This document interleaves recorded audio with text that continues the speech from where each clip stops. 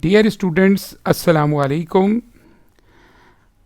First year accounting का topic accounting equation चल रहा है कि हम आपको आज rules of debit and credit सिखाएंगे अल्लाह के हुक्म से इंशाल्लाह। कि एसेट्स के क्या रूल हैं, लाइबिलिटीज़ के क्या रूल हैं, ओनर इक्विटी या प्रोप्राइटरशिप के क्या रूल हैं, रेवेन्यू के क्या रूल हैं। एक हमारा आज ये टास्क है इंशाल्लाह। दूसरा टास्क हमारा ये है इंशाल्लाह कि हम आपको ये बताएंगे आज अल्लाह के हुक्म से कि अगर कोई आइटम एग्जामिनर आपको दे दे, आपको पहचानना होगा कि इसमें कौन सा एसेट्स है और कौन सा लायबिलिटी है। ये आपको इसकी पहचान करनी होगी। जैसे ऑफिस इक्विपमेंट है, अब ऑफिस इक्विपमेंट आया, एसेट्स है, लायबिलिटी है, ओनर इक्विटी है। ये हम आपको आज सिखाएंगे इंशाल्लाह। फिर आज हमारा दूसरा सवाल जो होगा वो rules of debit and credit जो आपको ऊपर सिखाए गए हैं उसको हम 5 अकाउंट आपको देंगे। आपको ये बताना होगा कि इसमें कौन सा एसेट है, कौन सा लायबिलिटी है। ठीक है बेटा। इसके अलावा बहुत ही इंपॉर्टेंट चीज़, sequence step in accounting cycle. अच्छा, अकाउंटिंग साइकिल एक बहुत बड़ा टॉपिक है। यानी जब आपकी फर्स्ट ईयर की अकाउंटिंग ख़त्म हो जाएगी, जब आपको पता चलेगा कि अकाउंटिंग साइकिल में आपने क्या क्या सीखा। लेकिन आज उसकी एक ब्रीफिंग देंगे। देखा जाए तो ये फर्स्ट ईयर अकाउंटिंग का ये सिलेबस भी है, अकाउंटिंग सीक्वेंस। ठीक है। अच्छा, इसके अलावा 5 डेफिनेशंस, 6 डेफिनेशंस आपसे आज पूछी जाएंगी। इसको हम इंशाल्लाह आपको इसको PDF प्रोवाइड करेंगे। तो ये नोट्स आप अपने रजिस्टर में फेयर कर लीजिएगा। एसेट्स क्या है, लायबिलिटी क्या है, मर्चेंडाइज इन्वेंट्री क्या है, अकाउंट रिसीवेबल क्या है। ठीक है। तो आइए स्टूडेंट शुरू करते हैं। सबसे पहले आज का सबसे पहला टास्क हमारा कि हम ये बताएं कि rules of debit and credit क्या हैं। ठीक है। और वो कब इंक्रीज होते हैं और वो कब डिक्रीज होते हैं। अच्छा, ये डबल एंट्री सिस्टम में ये रूल आना आपको बहुत ज़रूरी है। इसके बगैर आप एंट्रीज बना ही नहीं सकते। आगे की क्लासेस में इन्हीं रूल्स के तहत पूरा एक चैप्टर जनरलाइजिंग के आपको 10-15 सवालात कराए जाएंगे। अच्छा, याद रखिएगा स्टूडेंट्स, अगर मैं आपसे बात करूं कि rules of debit and credit की, तो आपके सामने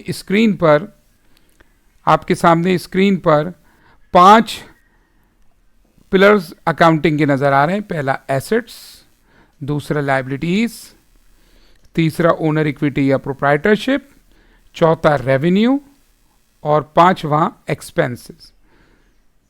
इसकी जो लेफ्ट हैंड साइड होती है वो डेबिट साइड होती है अकाउंट की, लेजर की, और राइट हैंड साइड जो होती है अकाउंट की वो क्रेडिट साइड होती है। अच्छा, अब जैसे मैं यहाँ पे लिख देता हूँ प्लस डेबिट साइड पे माइनस क्रेडिट साइड पे। तो इस रूल का क्या मकसद हुआ कि जब आपके पास रिसोर्सेज या एसेट्स इंक्रीज होंगे तो वो डेबिट होंगे, और जब आपके पास से एसेट्स चले जाएंगे तो वो क्या होंगे, क्रेडिट होंगे। एग्जामिनर इस बात को अगर लैंग्वेज में लिखवाए तो आप यूं लिख सकते हैं कि इंक्रीज इन एसेट्स डेबिटेड और डिक्रीज इन एसेट्स क्रेडिटेड। ठीक है। ये आपको एग्जामिनर ने इस तरह रूल्स मांगे। तो ये 2 रूल हमने किसके लिखे बेटा, एसेट्स के। आइए लायबिलिटीज के रूल लिखते हैं। लायबिलिटीज इंक्रीज होंगी तो क्रेडिट होंगी, और लायबिलिटीज डिक्रीज होंगी तो क्या होंगी, डेबिट होंगी। लायबिलिटीज इंक्रीज होंगी तो क्रेडिट होंगी, लायबिलिटी डिक्रीज होंगी तो डेबिट होंगी। जिम्मेदारियां, ऑब्लिगेशन, वाजिबात, बैंक से कर्जा ले लिया, उधार पे कोई सामान खरीद लिया, उसके पैसे आप पे ड्यू हो गए, outsider claim over the asset, बाहर के सप्लायर्स का क्लेम आ गया आप पे, आपको वो पैसे देने। मिसाल के तौर पर आपने फर्नीचर उधार पे खरीदा है तो फर्नीचर को तो डेबिट कर दिया होगा आपने, लेकिन उधार पे खरीदा है तो लायबिलिटी को क्रेडिट कर देंगे। और यही हमारा डबल एंट्री सिस्टम है कि every transaction have dual aspects, one is debit other is credit. तो ये क्रेडिट आपको आना चाहिए सब लोगों को, डेबिट और क्रेडिट।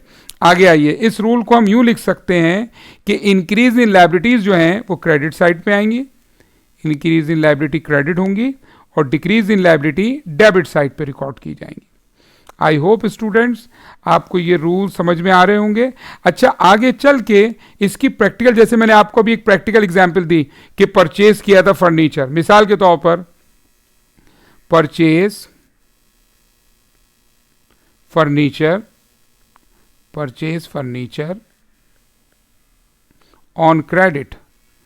अब आपसे सवाल ये होता है परचेज फर्नीचर ऑन क्रेडिट ₹10,000, 10,000 का फर्नीचर खरीदा है। अब एक चीज डेबिट होगी, एक चीज क्रेडिट होगी। अब मैं आपसे पूछूं डेबिट क्या होगा, आप लोग कहेंगे कि सर डेबिट होगा फर्नीचर, क्योंकि एसेट्स का रूल है इंक्रीज होते हैं तो डेबिट होते हैं। और सर अकाउंट्स पेबल या लायबिलिटी हमारी क्रेडिट होगी, अकाउंट्स पेबल। ठीक है बेटा, तो इस तरह ये रूल काम आएंगे आगे चल के आपके। आगे चलते हैं बेटा, ओनर्स इक्विटी, जिसका दूसरा नाम प्रोप्राइटरशिप भी है और उसको कैपिटल भी कहते हैं। बताइए प्रोप्राइटरशिप या ओनर्स इक्विटी अगर इंक्रीज होगी तो हम किस साइड पे लिखेंगे, क्रेडिट साइड पे लिखेंगे। और डिक्रीज होगी यानी ज़ाती इस्तेमाल के लिए अगर आप पैसा घर ले जाएं तो डेबिट होगा, पर्सनल यूज़ के लिए या लॉस हो गया तो ओनर इक्विटी कम हो जाएगी आपकी। तो इसको किस तरह लिखेंगे कि इंक्रीज इन ओनर्स इक्विटी किस साइड पे आएगी बच्चों, क्रेडिट साइड पे आएगी। और जब ये डिक्रीज हो जाएगी बच्चों तो ये डेबिट साइड पे आएगी। ये रूल इसी तरह पेपर्स में लिखने 10 मार्क्स का क्वेश्चन आता है या rules of debit and credit से एक आध एमसीक्यू आता है। अब आइए बच्चों रेवेन्यू और एक्सपेंस पर। बेटा रेवेन्यू इंक्रीज होगी तो क्रेडिट होगी। मिसाल के तौर पर आपकी कंपनी को कमीशन मिल रहा है, सेल्स मिल रही है, तो पैसा आ रहा है, पैसा डेबिट हो जाएगा कैश, और रेवेन्यू क्या हो जाएगी, क्रेडिट हो जाएगी। और अगर कोई सेल किया हुआ माल आप वापस कर रहे हैं, आपकी रेवेन्यू कम हो रही है, रिटर्न कर रहे हैं, तो डेबिट हो जाएगी। इसी तरह आखिर में एक्सपेंसेस का रूल ये होगा बेटा कि एक्सपेंसेस इंक्रीज होंगे तो डेबिट और डिक्रीज होंगे तो क्रेडिट। अच्छा, आप गौर करें, एसेट्स और एक्सपेंस के रूल एक जैसे हैं, बाकी तीन के रूल एक जैसे हैं। ठीक है बेटा, तो बताइए इंक्रीज इन रेवेन्यू अगर लिखना हो तो किस साइड पे आएगा, क्रेडिट साइड पे आएगा। लेकिन बच्चों डिक्रीज इन रेवेन्यू लिखना हो तो वो किस साइड पे आएगा, डेबिट पे आएगा। शाबाश। एक्सपेंसेस इंक्रीज हो तो किस साइड पे आएंगे बेटा, डेबिट पे आएंगे। डिक्रीज हो तो किस साइड पे आएंगे बेटा, क्रेडिट पे आएंगे।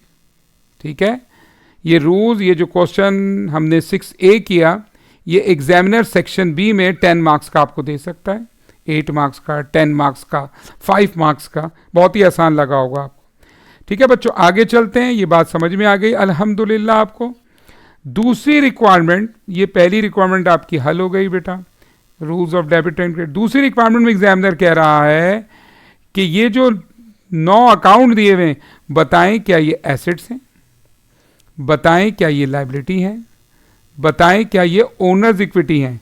और ये पहचान आपको होनी चाहिए बेटा कि ये एसेट्स हैं, लायबिलिटीज हैं या ओनर। जब भी तो आप रूल अप्लाई करेंगे, अगर एसेट है तो डेबिट करेंगे, लायबिलिटी है तो क्रेडिट करेंगे, ओनर इक्विटी है तो क्रेडिट करेंगे। आइए इसकी हम एक्सरसाइज करते हैं और इन 9 सवालात का आपको 9 अकाउंट का एक एक करके जवाब लिखवाते हैं। चले भाई शुरू करते हैं। चले, नंबर 1 बताइए, ऑफिस इक्विपमेंट। ऑफिस इक्विपमेंट हमारा कौन सा है, एलिमेंट है? क्या वो एसेट्स है, क्या वो लायबिलिटी है, या वो ओनर इक्विटी है? तो जवाब दीजिए आप तमाम स्टूडेंट्स। जी हाँ, आपने बिल्कुल सही सोचा, ये एसेट्स है। इंक्रीज होगा तो डेबिट, डिक्रीज होगा तो क्रेडिट। शाबाश। दूसरा बताइए, कैपिटल क्या है? इन्वेस्टमेंट की है, सोर्स है, बिजनेस जो ओन कर रहा है उसकी कैपिटल है, तो ये हमारी ओनर्स इक्विटी है। शाबाश, बिल्कुल सही जवाब। तीसरी बात कीजिएगा बेटा आप लोग तमाम स्टूडेंट्स, कैश क्या है? कैश तो प्योर एसेट्स है, आपको पता है, इसी की मदद से हम सारे कारोबार को लेके चलते हैं। बहुत खूब बेटा। ऑफिस सप्लाईज, ऑफिस का स्टेशनरी का सामान, ये भी एसेट्स है, जब तक अनयूज्ड है, आपके पास पड़ा हुआ है, आपके अलमीरा में, आपके स्टॉक में, एसेट्स है ये भी। मर्चेंडाइज इन्वेंट्री, जिस चीज़ का आप कारोबार करते हैं उसको एसेट्स कहते हैं, उसको मर्चेंडाइज इन्वेंट्री कहते हैं, जो बिकने से बच गई, अनसोल्ड है, स्टॉक में पड़ी हुई है। मिसाल के तौर पर आपका फर्नीचर का कारोबार है, आपके फर्नीचर में टेबल, चेयर, सोफा सेट, अलमीरा, ये आप सबकी मर्चेंडाइज है। फिर है प्रीपेड रेंट, ये प्रीपेड रेंट यानी आपने एडवांस रेंट दे दिया, ये भी आपका एसेट्स है। शाबाश, बहुत खूब। आगे चलते हैं बच्चों। अकाउंट रिसीवेबल, ये भी आपका एसेट्स है बेटा, शाबाश। अकाउंट रिसीवेबल के मायने क्या बताए थे मैंने पिछले लेक्चर में? कस्टमर से पैसे जो लेने हैं, हमने किसी को उधार पे माल बेचा है, वो हमसे माल ले गया, वादा कर गया कि 30 डेज में दे देगा पैसे, 30 डेज के अंदर अंदर। जब तक वो पैसे नहीं दे रहा, जब तक वो कैश नहीं दे रहा, हम अपने पास अकाउंटिंग में किस नाम से लिखते हैं? Account receivable. और अगर आप किसी से खरीदेंगे और ये आपको पैसे देना बाकी है, तो उसको लायबिलिटीज कहते हैं, अकाउंट्स पेएबल।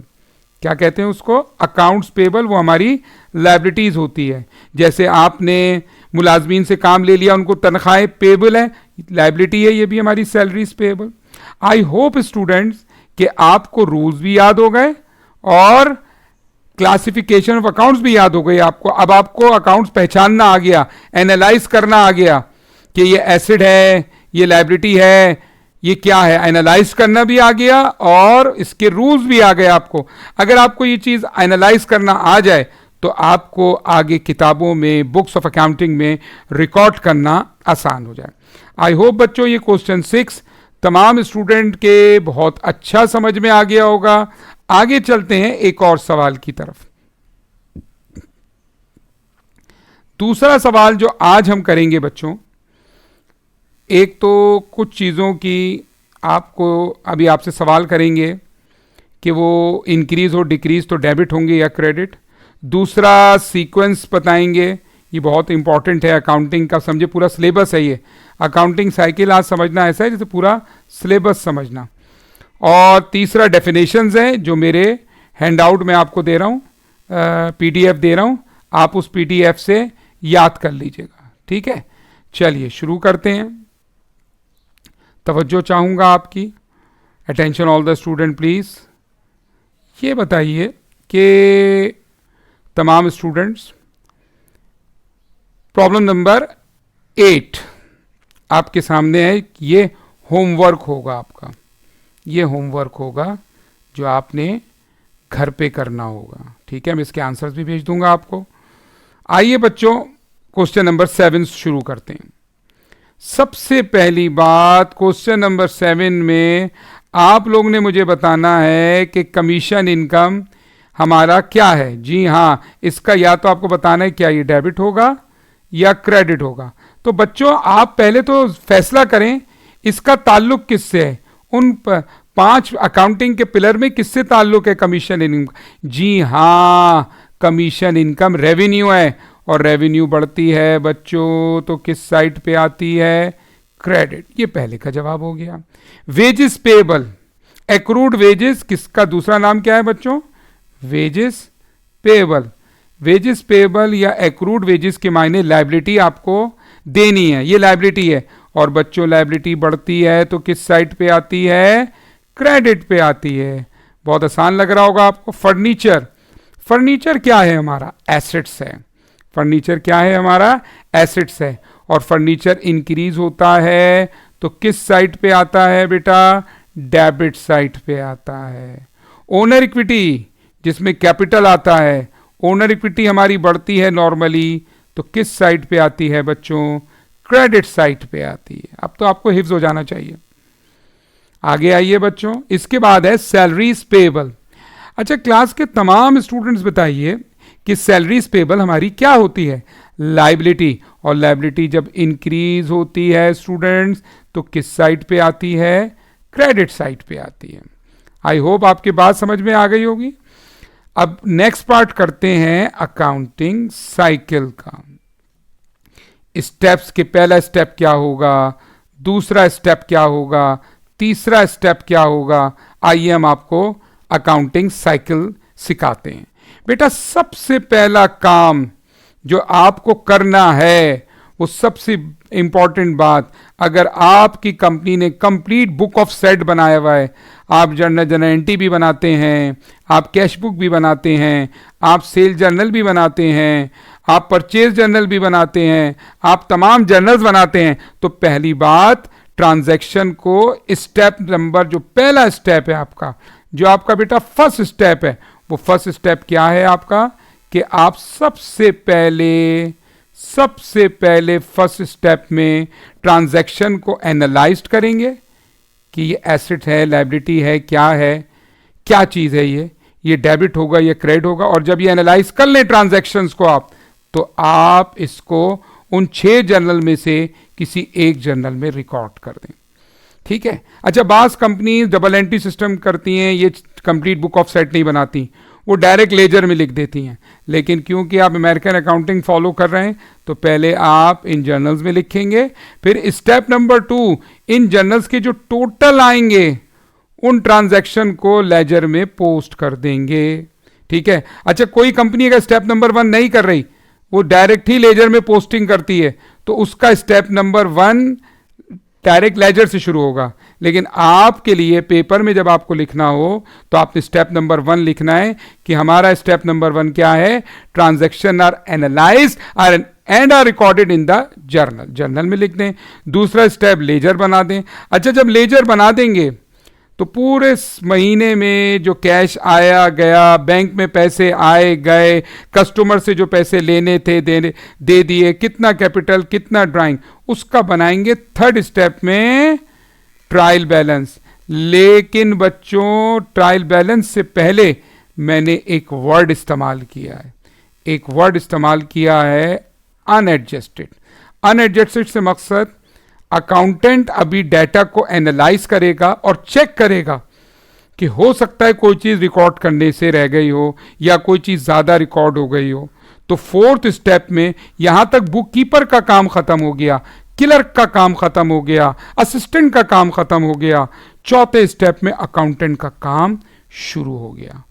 अकाउंटिंग साइकिल का चौथा स्टेप होगा कि आपका अकाउंटेंट एडजस्टमेंट डेटा निकालेगा, उसको असेंबल्ड करेगा, उसको एनालाइज करेगा।